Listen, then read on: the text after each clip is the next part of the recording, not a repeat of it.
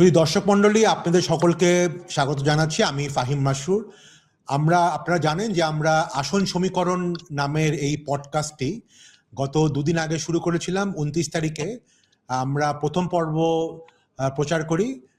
প্রথম পর্বে আমরা চট্টগ্রামের 16টি আসন নিয়ে সিট ওয়ারি আগামী নির্বাচনের জন্য একটা বিশ্লেষণ করি এবং কে কোন সিট পেতে পারে সেটার ব্যাপারে প্রেডিকশন করি। আমি এবং আমার আরো দুই সহকর্মী আলোচক এবং বিশ্লেষক। আজকে আমরা রংপুর বিভাগের 6টি ডিস্ট্রিক্ট নিয়ে আমরা আজকে আলোচনা করব, বিশ্লেষণ করব এবং কে কোন আসন পেতে পারে সেই ব্যাপারে আমাদের পার্সোনাল প্রেডিকশন করব। আপনারা জানেন যে আমার সাথে উপস্থিত থাকেন আরো দুইজন বিশ্লেষক। আমি আবারও পরিচয় করিয়ে দিচ্ছি। রাজীব আহমদ, সমকালের সিনিয়র পলিটিক্যাল রিপোর্টার, উনি আছেন আমাদের সাথে, এবং জ্যোতি রহমান, উনি একজন অর্থনীতিবিদ এবং রাজনৈতিক বিশ্লেষক, কাউন্টার পয়েন্ট ম্যাগাজিনের এক্সিকিউটিভ এডিটর। উনি বর্তমানে অস্ট্রেলিয়া থেকে জয়েন করেছেন আমাদের সাথে। তো আমরা দেরি না করে, যেহেতু আজকে অনেকগুলো আমাদের আসন নিয়ে আমরা আলোচনা করব, আমরা শুরু করছি। তো প্রথমেই আমরা যেটা করব সেটা হচ্ছে এক একটা আসনের একটা সামারি দিব, হিস্টোরিক্যালি কে কত আসন পেয়েছিল, কোন দল আসন পেয়েছিল, কার ভোট শেয়ার হিস্টোরিক্যালি কিরকম। তারপরে আমরা ফিল্ড অ্যানালাইসিস করব এবং কে কোন আসন পেতে পারে সেটা সম্পর্কে আমাদের প্রেডিকশন দিব। তো আমি রংপুরে যাই। রংপুরের 1 নম্বর, রংপুর 1 আসন, এটা সম্পর্কে যদি আমরা একটু বলি ব্যাকগ্রাউন্ডটা। এই আসন মূলত জামাত ও জাতীয় পার্টি প্রতিদ্বন্দ্বিতা করে এবং 96 সালে সবসময় জাতীয় পার্টি আসলে এই আসনে জিতেছিল। আপনারা জানেন যে জাতীয় পার্টি আসলে পুরো রংপুর বেল্টেই যথেষ্ট স্ট্রং একটি পার্টি হিসেবে ছিল, কারণ এখানে হোসেন মোহাম্মদ এরশাদ তার নিজের বাড়ি। তো 2008 সালে নির্বাচন করে জামাত জোট প্রার্থী হয়ে মোহাম্মদ আবুল গনি, এবং সে দ্বিতীয় হয়। 96 সালে এই আসনে জামাত 21.4% মতো ভোট পায়। সেখানে বিএনপির প্রার্থী পেয়েছিল মাত্র 3%। আপনারা জানেন যে সেই সময় কিন্তু 91 এবং 96 সালে জামাত এবং বিএনপি দুজনই আলাদা করে নির্বাচন করেছিল। 2001 সালে আবার জামাতের প্রার্থী কিন্তু জোটের প্রার্থী হিসাবে মনোনয়ন পায় এবং 28% ভোট পায়, যদিও ইলেকশনে জিততে পারেনি। তো এই আসনে জাতীয় পার্টি যদিও স্ট্রং, কিন্তু জাতীয় পার্টির যে একজন ছিলেন উনি শেষ মুহূর্তে, যতদূর আমরা জানি ইলেকশন কমিশনের সোর্স অনুযায়ী, মঞ্জুম আলী, ওনার দ্বৈত নাগরিকত্ব ইস্যুতে প্রার্থীতা শেষ পর্যন্ত বাতিল হয়েছে। এই আসনে কিছু জনমত জরিপ হয়েছিল, একটি ফার্ম করেছে, সেখানে কিন্তু দেখা যাচ্ছে যে জামাত এগিয়ে আছে। আমি এই ব্যাকগ্রাউন্ডটা দিলাম। তো আমি এখন একটু রিকোয়েস্ট করব আমাদের যে বিশ্লেষকদের, শুরু করব রাজীব আহমদকে। রাজীব, আপনি এই আসন সম্পর্কে কতটুক ইনফরমেশন আপনার কাছে আছে বা আপনার পার্সোনাল প্রেডিকশনটা কি রংপুর 1? ধন্যবাদ। আমার কাছে মনে হচ্ছে আপনাদের যে হিসাব, সেই হিসাবটাই সঠিক, যে ফার্মের কথা বললেন। কারণ এখানে যিনি আঞ্জুম আলী, উনি যদি নির্বাচনে থাকতেন, উনি বেসিক্যালি আওয়ামী লীগে ছিলেন, আওয়ামী লীগ থেকে জাতীয় পার্টিতে এসেছেন, এসে নমিনেশন পেয়েছিলেন। তো বিএনপি প্রার্থীর আপিলের কারণে উনার মনোনয়নপত্র বাতিল হয়ে যায়, প্রার্থীতা বাতিল হয়ে যায়। সেই কারণে আমি আজকে যে খোঁজ নিলাম, জাতীয় পার্টির প্রার্থীকে যারা ভোট দিতে পারেন বলে মনে করা হচ্ছিল, তাদের একটা বড় অংশ শেষ পর্যন্ত জামায়াতের প্রার্থীকে ভোট দিতে পারেন। আর এই জায়গায় যদি এটা ত্রিমুখী লড়াই হতো, সেক্ষেত্রেও জামায়াতের জয়ের সম্ভাবনা বেশি ছিল এই আসনটিতে।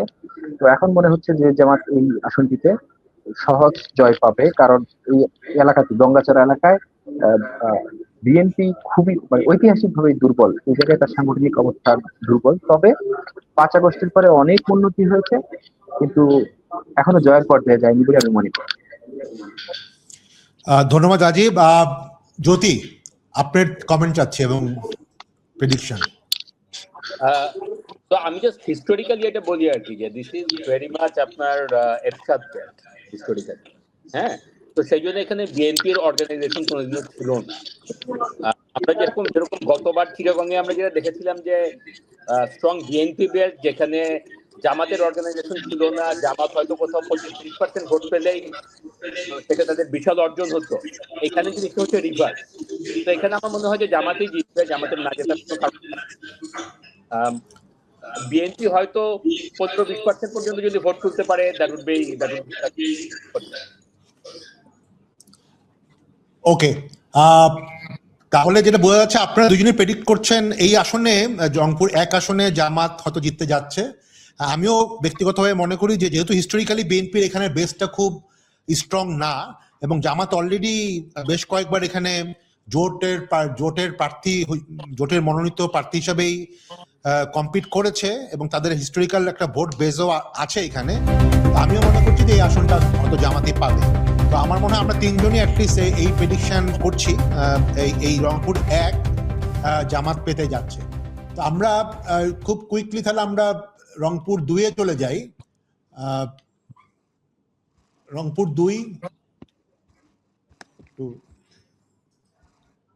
ওকে, রংপুর 2-এ যদি দেখেন এইটা আসলে বেশ একটু হেভিওয়েট প্রার্থীদের একটি আসন।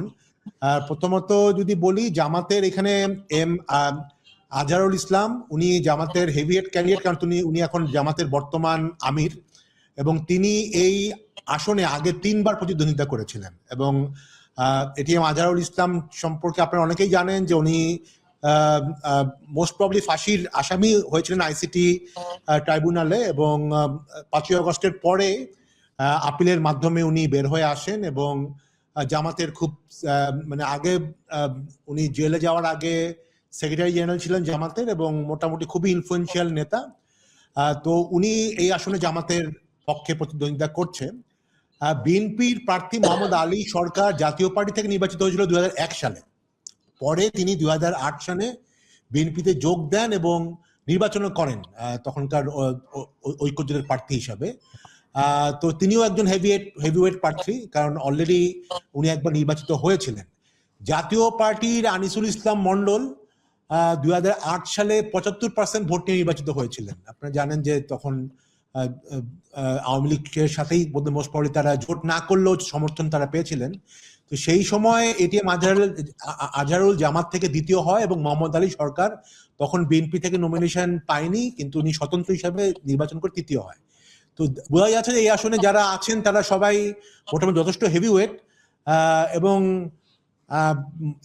ত্রিমুখী প্রতিদ্বন্দ্বিতা হয় বলে মনে হচ্ছে। তো রাজীব, আপনার কি মনে হয়?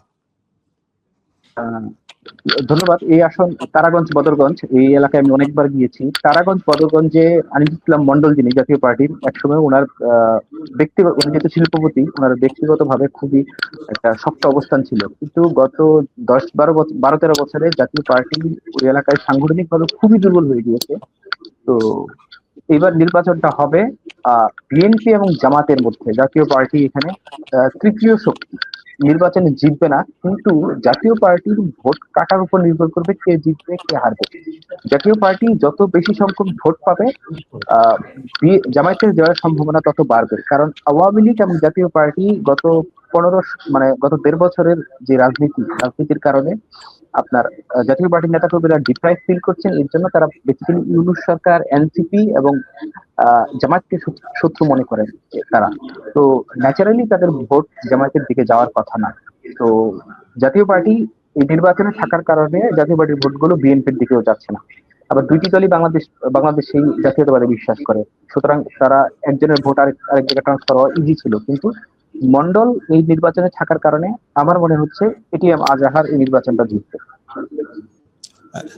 বাট এটিএম আজহার যেহেতু অফকোর্স উনি একজন হেভিওয়েট জামাত প্রার্থী, তো আপনি বাট উনি কি ব্যক্তিগতভাবে অনেক পপুলার এলাকাতে, বা যেহেতু উনি অনেক জেলে ছিলেন, উনি কোন সিম্প্যাথি ভোট পাওয়ার সম্ভাবনা আছে? সিম্প্যাথি ভোট হতে কিছু পেতে পারে, কিন্তু ওই তারাগঞ্জে বদরগঞ্জে জামাতের সংগঠন খুবই শক্তিশালী, সাংগঠনিকভাবে খুবই শক্তিশালী। তারা এখানে প্রার্থী ম্যাটার করবে না।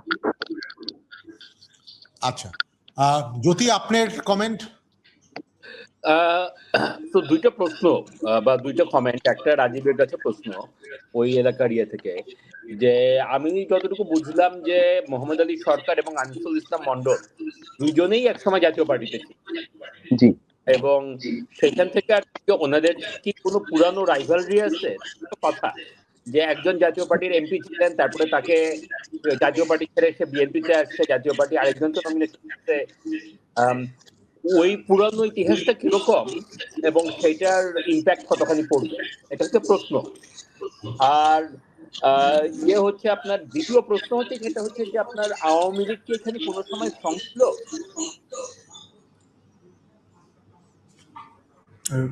মাইক অন করে দিবেন। ধন্যবাদ। সে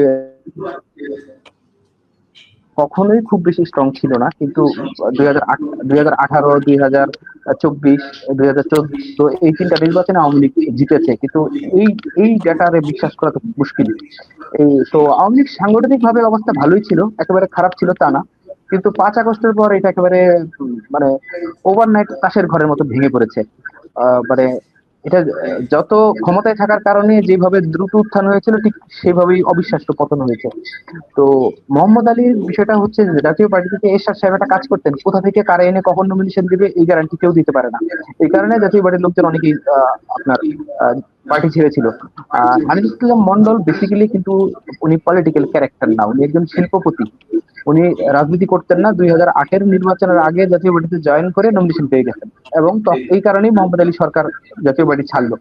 তারপরে আবার পরবর্তী সময়ে আনিস ইসলাম মন্ডল অনেকদিন রাজনীতিতে ওইভাবে অ্যাক্টিভ ছিলেন না, এখন উনি আবার ফিরেছেন।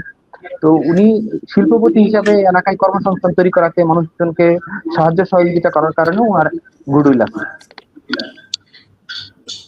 ওকে, তাহলে রাজীব, আপনার প্রেডিকশন হচ্ছে এখানে আজহার ইসলাম জিতার সম্ভাবনাই বেশি? এটি আমাদের ওকে, জ্যোতি, আপনি কি আপনার প্রেডিকশন জানাবেন? আমারও মনে হচ্ছে যে গিভেন 3-way ফাইট এবং জামাতের ভোট ইউনাইটেড থাকবে, অ্যান্টি জামাত ভোট দুই ভাগে ভাগ হয়ে যাবে। তো ওই হিসেবে, এবং যেহেতু আমাদের সেরকম মানে রাজীব বললেন যে এরকম অত স্ট্রং হতে ছিল না, তো সব মিলে আমার মনে হয় যে জামাত আজহার সাহেব জেতার কথা। ওকে, ফাইন, আমরা দুইটা প্রেডিকশন পেলাম। আমার ব্যক্তিগত মনে হয় যে অফকোর্স এটা 3-way ফাইট হবে, খুব কোনোভাবেই সহজ ফাইট হবে না। কিন্তু জামাত যেহেতু এখানে আজহারুল ইসলাম নিজেই একজন বেশ জামাতের মানে হয়তো প্রথম 3-4 জন নেতার মধ্যে একজন, তো জামাত হয়তো তার সর্বোচ্চ সাংগঠনিক ক্ষমতা এখানে দেখানোর চেষ্টা করবে, এবং কোনোভাবেই হয়তো সেটা তার জন্য ডিফিকাল্ট, মানে খুবই ফেস সেভিং হবে না যদি এটা কোনোভাবে হারে। আমিও মনে করছি যে মানে ত্রিমুখী ফাইট হলেও এখানে জামাত হয়তো বেরিয়ে আসবে। তো আমরা মনে 3জনই তাহলে একমত হচ্ছে এই জায়গায় যে আজহারুল ইসলামের ব্যাপারে। তো আমরা তাহলে আমরা ক্লোজ করি। আমরা যদি এখন একটু রংপুর 3-এ যাই, রংপুর 3 আসলে একটা সদর উপজেলা আসলে। তো আমরা এখানে যদি দেখি যে শামসুজ্জামান সামু মহানগর বিএনপির আহ্বায়ক, উনি বিএনপির হয়ে দাঁড়াচ্ছেন। মাহমুদুর রহমান বেলাল রংপুর মহানগরী জামাত ইসলামীর আমির, উনি জামাতের হয়ে দাঁড়াচ্ছেন, এবং এই আসনে মানে অনেক আলোচিত গোলাম মোহাম্মদ কাদের, জিএম কাদের হিসেবে যিনি পরিচিত, সাবেক রাষ্ট্রপতি হোসেন মোহাম্মদ এরশাদের ভাই এবং জাতীয় পার্টির একাংশের চেয়ারম্যান, উনি এই আসনে প্রার্থী। তো উনি এই আসনে আগে নিজেও পার্সোনালি জিতেও ছিলেন। তো রাজীব, কি মনে হয় এই আসনটার কি ত্রিমুখী হবে, নাকি এখানে জাতীয় পার্টি কোনো ভূমিকা রাখবে না? এই আসন নিয়ে মন্তব্য করা খুবই মুশকিল এই মুহূর্তে। যখন চরমোনাই এবং জামায়াতের জোট ছিল, তখন মোটামুটি নিশ্চিত ছিল যে এই জোটের কেউ একজন জিতবে। আমরা এখানে একটা পার্টিকে কনসিডার করছি না, চরমোনাইয়ের পীরের দল ইসলামী আন্দোলন রংপুর মহানগর এবং রংপুর সদরে বেশ শক্তিশালী, তারা হয়তো 30-35 হাজার প্লাস ভোট পাবে। তো এখন আপনি একটু কোনো দল 30-35 হাজার ভোট পেলে সেটার ফলাফল কি হবে, মানে এর কারণে এটার আফটারনে কি হবে ক্যালকুলেশন করা খুব মুশকিল। তবে একটা বিষয় যেটা হচ্ছে যে জিএম কাদের এই জায়গায় চান্স বেশি, কারণ হাত পাখা 30-35 হাজার ভোট পাবে, জামায়াত তার ভোট পাবে, বিএনপি তার ভোট পাবে। এই রংপুর 3 এলাকায় জাতীয় পার্টির নিজস্ব 70-75 হাজার ভোট আছে। এই ভোট যদি আসে তাহলে জিএম কাদের সহজে বেরিয়ে যাবে। তো আমি যেটা শুনতে পাচ্ছি পলিটিক্যাল নানান জায়গায়, যে জিএম কাদেরকে আটকানোর জন্য মানে বিহাইন্ড দ্য কার্টেন কোনো আন্ডারস্ট্যান্ডিং করা যায় কিনা শত্রুর সঙ্গে, যে ছেড়ে দিই একজন আরেকজনকে, তারপরে আওয়ামী লীগের আপনার বিরোধী নেতাকে যেন ঠেকানো যায়, এরকম একটা চিন্তা আছে, এরকম একটা আলোচনা আছে। তবে যদি 3 পক্ষই শেষ পর্যন্ত নির্বাচনে থাকে, হাত পাখা দাঁড়িপাল্লা দানের শীষ, 3টাই যদি থাকে, অ্যাক্টিভলি থাকে, তাহলে জিএম কাদের বেরিয়ে যাবে। কিন্তু ফাইনালি যদি কোনো সমঝোতা হয়ে যায় কারো সঙ্গে কারো, তাহলে জিএম কাদের বেরোতে পারবে না, এটা আমার আন্ডারস্ট্যান্ডিং। আর যদি এখন যে পরিস্থিতি সেটা যদি থাকে যে 3 পক্ষই থাকবে নির্বাচনে, তাহলে জিএম কাদের বেরিয়ে যেতে পারে, ওনার জয়ের সম্ভাবনা বেশি। জ্যোতি, পর্যন্ত আমি রাজীবের সাথে একমত, কমপ্লিটলি একমত যে এখানে আপনার মানে এই তিন পক্ষ চার পক্ষের ইয়ে থেকে তো বিএনপির এখানে আমি কোনো সম্ভাবনা দেখি না। তো that I rule that out. হাত পাখারও আমি জেতার কোনো সম্ভাবনা দেখি না, কিন্তু দে ক্যান বি স্পয়লার। 30-35 হাজার ভোট ইয়ে হতে পারে। তো কাদের না আমি একটু জ্যোতি ভাইকে থামাই। যদি চরমনাইয়ের পীরের সঙ্গে বিএনপির কোনো আন্ডারস্ট্যান্ডিং হয় তাহলে সামু জিতে যেতে পারেন। হ্যাঁ, তা পারে, সেটা একটা পারে যে হ্যাঁ দ্যাট ইজ ট্রু, যে আর কি যে বিএনপির একা যেটা আমি যেটা মানে বলতে চাচ্ছিলাম আমাকে, যে বিএনপির নিজের ভোটে জেতার কোনো আমি সম্ভাবনা দেখি না। কিন্তু যদি বিএনপি চরমনাইয়ের সাথে আন্ডারস্ট্যান্ডিং করতে পারে, দ্যাট কুড বি সামথিং, ওই 30-35 হাজার ভোট। সেইটা হবে কিনা বলা খুবই মুশকিল। আপনি যদি বলেন ফাহিম যে আমাদের তো শর্ত হচ্ছে আজকে এই মুহূর্তের প্রেডিকশন, তো আজকে এই মুহূর্তের প্রেডিকশন আমি কাদের সাহেবের জিএম কাদেরের পক্ষে দিচ্ছি। ওই যে 70-75 হাজার ভোট বললেন, ওইটা কিন্তু ছাকা vote, because these are people যারা আর কি আপনার একদম 100% লয়াল। যে মানে এটা জিএম কাদেরের প্রতি লয়ালটি নাকি এটা কি এরশাদ সাহেবের প্রতি এক ধরনের ওইটা, নাকি জিএম কাদেরের ব্যক্তিগত ভোট? আমার তো মনে হয় এরশাদ সাহেবের প্রতি, মানে জিএম কাদের তো এমন কিছু করে নাই যে তার ব্যক্তিগত কিছু থাকতে পারে। ওকে, কিন্তু এরশাদের এরিয়া, এটা তো রংপুর শহর, তাই না? রংপুর টাউনে না এটা, মানে সদর। হ্যাঁ সদর, সদর সিটি কর্পোরেশন থাকেই, মানে even though Ershad is long dead, কিন্তু তারপরেও হি ওয়াজ দেয়ার, তাদের প্রেসিডেন্ট সেভাবেই আর কি। তো ওই ক্ষেত্রে আজকের প্রেডিকশন আমি এটা জাতীয় পার্টিকে দিচ্ছি। ওকে, ইন্টারেস্টিং। আমিও মনে হচ্ছে যে আপনাদের সাথে, আমারও মনে হচ্ছিল এটা খুব ডিফিকাল্ট টু প্রেডিক্ট, বাট আপনাদের কথা শুনে আমি নিজেও কনভিন্সড। যদিও আসলে আমাদের অন্যান্য যে সার্ভেগুলো হয়েছে সব সার্ভেতে কিন্তু আমরা দেখেছি যে কান্ট্রি ওয়াইড জাতীয় পার্টির ভোট আসলে অনেক কমে গেছে। বাট হয়তো দু একটা পকেট থাকতে পারে যেখানে আসলে জাতীয় পার্টির এখনো একটা হিস্টোরিক্যাল লয়াল বেজ আছে, ইমোশনাল লয়াল বেজ আছে, অ্যান্ড প্রবাবলি রংপুর 3 হয়তো সেরকমই একটা জায়গা। তো আপাতত আমিও আসলে আপনাদের সাথে একমত, মানে সদরটা আমরা তাহলে সবাই জিএম কাদেরকেই প্রেডিক্ট করছি। তো আমরা তাহলে আগাই, অনেক আমাদের আসন আছে আজকে ডিসকাস করার। আমরা রংপুর 4-এ যাই। রংপুর 4 হচ্ছে এটা হচ্ছে সাবেক পীরগাছা উপজেলা, কাউনিয়া উপজেলা। এই আসনটা আসলে অনেক আলোচিত, বিকজ এই আসনে এনসিপি সদস্য সচিব আখতার হোসেন নিজে প্রার্থী হয়েছেন, এবং আমরা জানি যে আখতার হোসেন সেন্ট্রালি খুব ইম্পর্টেন্ট একজন নেতা এনসিপির, এবং জামাত এনসিপির যে জোট হয়েছে সেখানে অফকোর্স সবার এক্সপেকটেশন অনুযায়ী জামাত এই আসন ছেড়ে দিয়েছে, যদিও জামাত এই আসনে মোটামুটি ভালোই স্ট্রং ছিল। তো বিএনপি, বাট তার সাথে যার কম্পিট করতে হচ্ছে উনি হচ্ছে বিএনপির প্রার্থী ভরসা পরিবারের মোহাম্মদ এমদাদুল হক ভরসা। ওনার পরিচয় হচ্ছে উনি সাবেক সংসদ সদস্য মরহুম রহিমউদ্দিন ভরসার ছেলে। রহিমউদ্দিন ভরসা বিএনপির সিনিয়র নেতা ছিলেন, কিন্তু এই আসনে আবার সবসময় ভরসা পরিবারের এতই ইনফ্লুয়েন্স যে এক ভাই আরেক ভাইয়ের সাথে আসলে কম্পিট করেছে। মানে করিমউদ্দিন ভরসা জাতীয় পার্টি থেকে একাধিকবার নির্বাচন করেছে, নির্বাচিত হয়েছে, বাট করিমউদ্দিন ভরসার এগেইনস্টে কিন্তু তার ভাই রহিমউদ্দিন ভরসা নিজে কম্পিটও করেছে। তো এমদাদুল হক ভরসা সেই ভরসা পরিবারেরই ছেলে। তো এখানে কি আসলে এনসিপি আর ভরসা পরিবারের মধ্যে আসলে মোস্ট প্রবলি ফাইট হবে, যত না বেশি মানে বিএনপির সাথে ফাইট। তো রাজীব, আপনার কাছে কোনো ট্রেন্ড আছে লোকাল লেভেলের আক্তার কটটুক করছে? ধন্যবাদ। এই আসনটাতে নির্বাচন হচ্ছে আসলে এই জামাত জোট বনাম ভরসা পরিবার। এখানে বিএনপি বা জাতীয় পার্টি ম্যাটার করে না। আগে যেহেতু দুই ভরসা ভাগ হয়ে থাকতেন জাতীয় পার্টি বিএনপিতে, সেই কারণে মাঝখান দিয়ে টিপু মুন্সি 2বার এমপি হয়ে গেছে আওয়ামী লীগের। টিপু মুন্সি একবার, 2 ভাইয়ের ভাগের কারণে। তো এইবার তো ভরসা পরিবার বিভক্ত না, এবার ভরসা পরিবার ইউনাইটেড। তো আমি বলবো যে ওইখানকার ভরসা পরিবারের বিরুদ্ধে কোন রকম কোনো স্ক্যান্ডাল নেই, এক্সটর্শন, চাঁদাবাজি বা কোনো রকম কোনো অভিযোগ নেই। ওনারা অত্যন্ত সম্ভ্রান্ত এবং দাতা পরিবার হিসেবে পরিচিত। তো আক্তার নতুন ফ্রেজ, আক্তারকে নিয়ে ক্রেজ আছে, এটা আমি মানি। কিন্তু আমি এখানে দেখতেছি ভরসা পরিবার, এমদাদ ভরসা। জ্যোতি, আপনার প্রেডিকশন? হবে, হ্যাঁ ঠিক আছে, হ্যাঁ আচ্ছা। তো এখানে একভাবে বলা যায় যে আসলে এটা নতুন বন্দোবস্ত পুরনো বন্দোবস্তের লড়াই। আমার মনে হয় যে পুরনো বন্দোবস্তই জিতবে। রাজীব যেটা বললেন যে ভরসা ফ্যামিলি মানে তাদের কাছে কোনো স্ক্যান্ডাল নাই বা কোনো রকম যে আপনার দখল টাইপের কোনো অভিযোগ নাই, এবং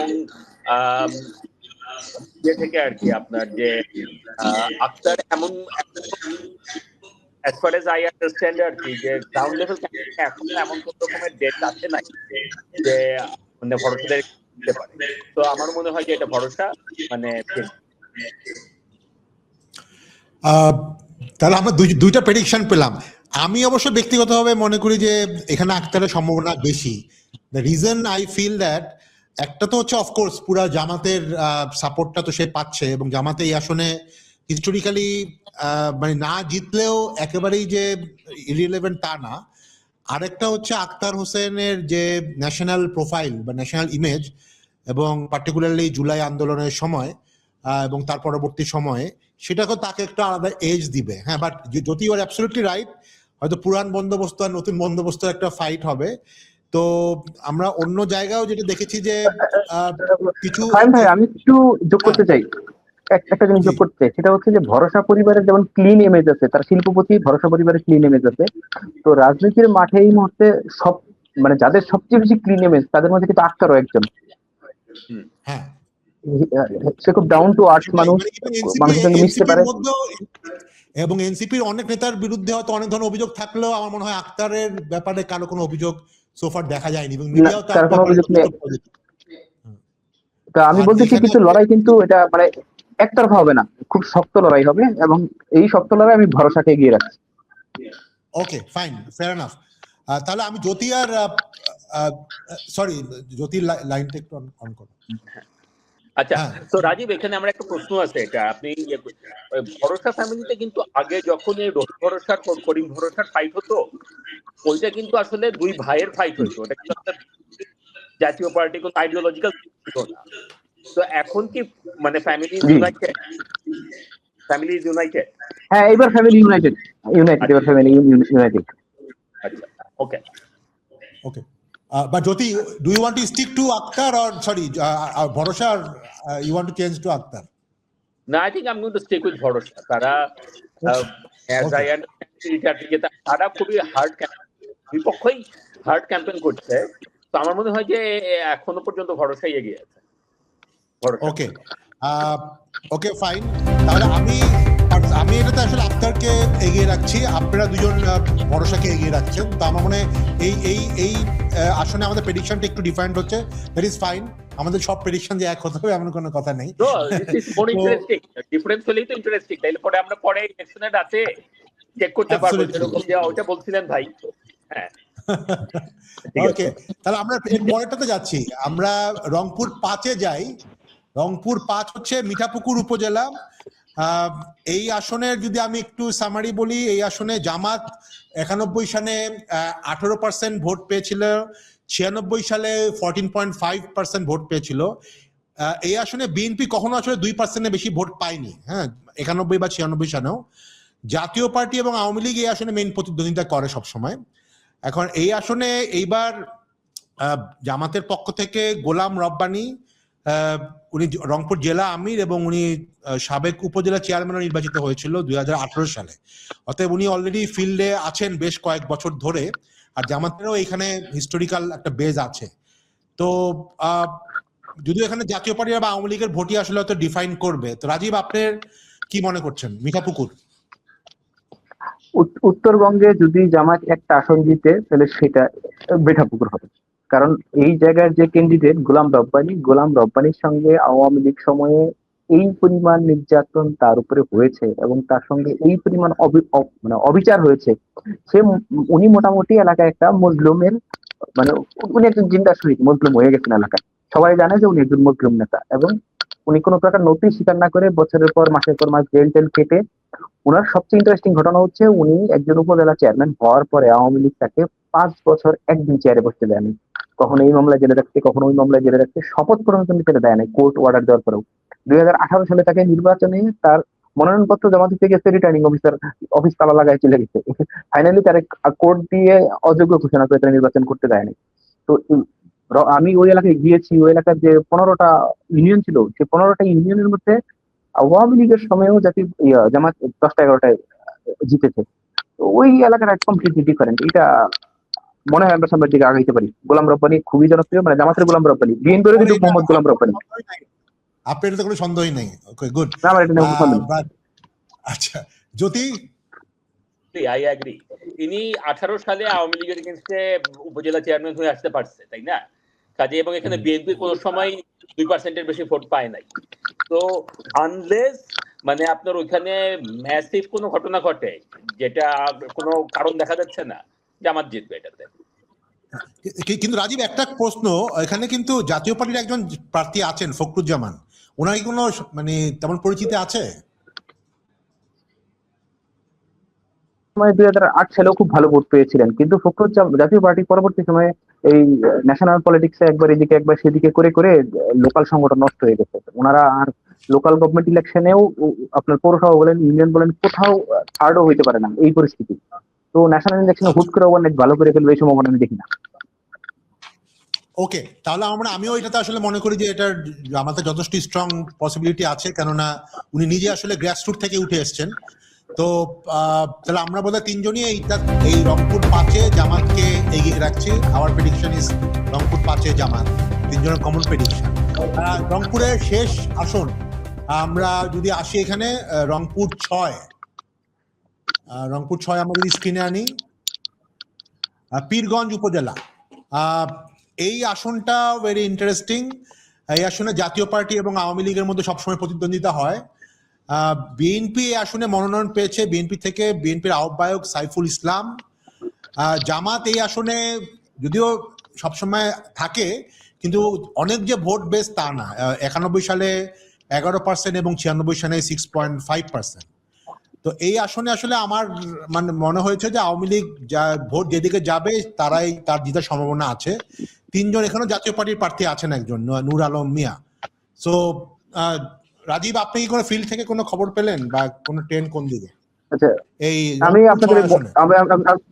আপনাদের একটা জিনিস মনে করে দিই, এই আসনটা একটা ঐতিহাসিক আসন। 2001 সালে নির্বাচনে এই আসনে তৎকালীন প্রধানমন্ত্রী শেখ হাসিনা, মানে সদ্য সাবেক প্রধানমন্ত্রী শেখ হাসিনা হেরে গিয়েছিলেন জাতীয় পার্টির এক আঞ্চলিক নেতা নূর মোহাম্মদ মন্ডলের কাছে।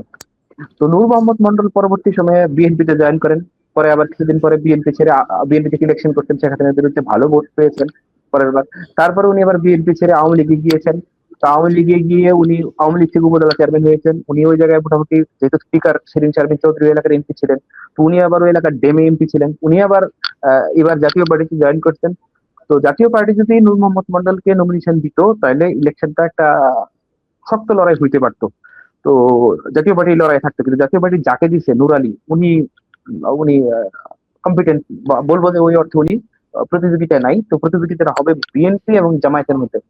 এখন আমি বোঝার চেষ্টা করতেছি যে ওই বিখ্যাত নূর মোহাম্মদ মন্ডল কোন দিকে যাবে, নুরু মন্ডল সংক্ষেপে, সে কোন দিকে যাবে।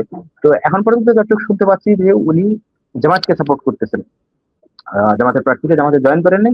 উনি প্রথমে বললাম তো জাতীয় পার্টি করছে, তারপরে বিএনপি, তারপরে আওয়ামী লীগ, তারপরে আবার জাতীয় পার্টিতে ফিরতে, জাতীয় পার্টিতে নমিনেশন না পেয়ে উনি আপাতত বেকার অবস্থায় আছেন। তো উনি এগুলি কি ওনার নিজের ভোট নাকি আওয়ামী লীগের ভোট? মানে উনি যেই ভোটগুলি, বা এখানে তো নিশ্চয়ই শেখ হাসিনা যেহেতু কম্পিট করেছে বা শিরিন শারমিন, নিশ্চয়ই আওয়ামী লীগের তো একটা ভোট বেস থাকার কথা ভালো এই আসনে। এখানে না, এটা তো ওয়াজেদ মিয়ার বাড়ি পীরগঞ্জ, আওয়ামী লীগের কিছু সমর্থক, কিন্তু এই জায়গায় শেখ হাসিনা হাঁটছে 2001 সালে এই নূর মন্ডলের সঙ্গে। নূর মন্ডল খুবই তৃণমূলের নেতা, খুবই গ্রাম্য মানুষ, মানে আপনি দেখলে বুঝবেন না যে শেখ হাসিনার এককালে হারায় দিয়ে এমপি হয়েছে। তো উনি খুবই স্ট্রং লিডার ছিলেন, কিন্তু বারবার দল বদলের কারণে একটু হাস্যরস সাথে ওনাকে নেই। তো এইবার উনি আবার জাতীয় পার্টিতে জয়েন করছিল, কিন্তু জাতীয় পার্টিতে নমিনেশন দেয় নাই। এখন উনি বিএনপি তো একবার করছে, আওয়ামী লীগও করছে, জাতীয় পার্টি দুইবার করছে, এবার উনি জামাতকে সাপোর্ট করতেছেন লোকালি। তো তো এই কারণে লড়াইটা এখন বিএনপি এবং জামাতের হয়ে গেছে। কিন্তু আমি এখন পর্যন্ত এই লড়াইয়ে জামাত জিতবে বলবো না, কিন্তু আজকে পর্যন্ত এগিয়ে আছে। আচ্ছা, ওকে, বাট আপনি কি তাহলে প্রেডিকশন যদি করতে হয় কাকে করবেন এই মুহূর্তে? এটা তো প্রেডিকশন করা মুশকিল। এই আসনটা খুব মানে এটা জটিল পরিস্থিতি, কিন্তু যদি এই অবস্থা থাকে তাহলে জামাত বেরিয়ে যাবে। আচ্ছা, তাহলে রাজীব আপনি জামাতকে প্রেডিক্ট করছেন, জ্যোতি আপনি কাকে প্রেডিক্ট করবেন এখানে? আমিও জামাতকেই বলবো, ওই একই কারণে আর কি। এবং এটা এখানে তো শেখ হাসিনা এটা শ্বশুর বাড়িতে ঘুরতে করেছিল। এখানে আপনার সজীব ওয়াজেদ জয়ও একসময় রিউমার ছিল যে সজীব ওয়াজেদ জয় আসবে, যদি সজীব ওয়াজেদ জয় পলিটিক্স এরকমই ছিল আর কি, যদিও সেটা অবশ্যই হয় নাই। তো আমার মনে হয় যে এখানে বিএনপি কমপ্লিটলি আননোন একজনের থেকে জামাতের প্রবলেম চান্সটা, তো যদিও জামাতেরও আননোন এখানে, তারপরেও জামাত। আচ্ছা, তা ঠিক আছে, তাহলে আমার মনে হয় আপনারা দুজনেই জামাত দিচ্ছেন। আমার কাছে অরিজিনালি মনে হয়েছিল যে যেহেতু এখানে আওয়ামী লীগের হেভিওয়েট প্রার্থীরা ছিলেন তাহলে তো এখানে আওয়ামী লীগের জিতার সম্ভাবনা বেশি, বাট যেটা রাজীব বললো দ্যাট ইজ ভেরি ইন্টারেস্টিং যে এখানে আসলে একজন নূর মন্ডল নামে একজন শেখ হাসিনাকেও হারিয়ে দিয়েছিল। যদি খুব এটা আওয়ামী লীগের আসন থাকতো পুরোপুরি খুব লয়াল থাকতো, অফকোর্স পারিবারিক ভাবে সম্পর্ক আছে, বাট তাহলে তো হওয়ার কথা না। তো আমি মানে আপনাদের কথা শুনে আমিও এখন কনভিন্স যেটা ছিল এটা হয়তো জামাতের সম্ভাবনা বেশি, যদিও ভেরি কম্পিটিটিভ হবে নো ডাউট, যে কোনো সময় হয়তো পাল্টে যেতে পারে। তো আপাতত আমিও আসলে আপনাদের সাথে মানে একমত হয়ে জামাতকেই রাখছি। তো আমরা মোটামুটি যেটা বোঝা যাচ্ছে, আমরা রংপুর এখানে শেষ করছি, বা রংপুরে তাহলে আমরা আমাদের বোধহয় মানে প্রেডিকশন হচ্ছে এম কাদেরের ব্যাপারে সবাই একমত, এবং জামাত 4 জন বোধহয় জামাতকে প্রেডিক্ট করছেন, মানে সরি মানে কে একজন বোধহয় কোন একটা আসনে, ও হ্যাঁ আখতারের ব্যাপারে ডিফারেন্স হয়েছে, 4টা জামাত, 1টা জিএম কাদের আর 1জন আখতার, এটা আমার প্রেডিকশন। আপনাদের ক্ষেত্রে জ্যোতি ক্ষেত্রে তো আমার ক্ষেত্রে হচ্ছে 4টা জামাত, একটা জাতীয় পার্টি আর আরেকটা ভরসা মানে বিএনপি।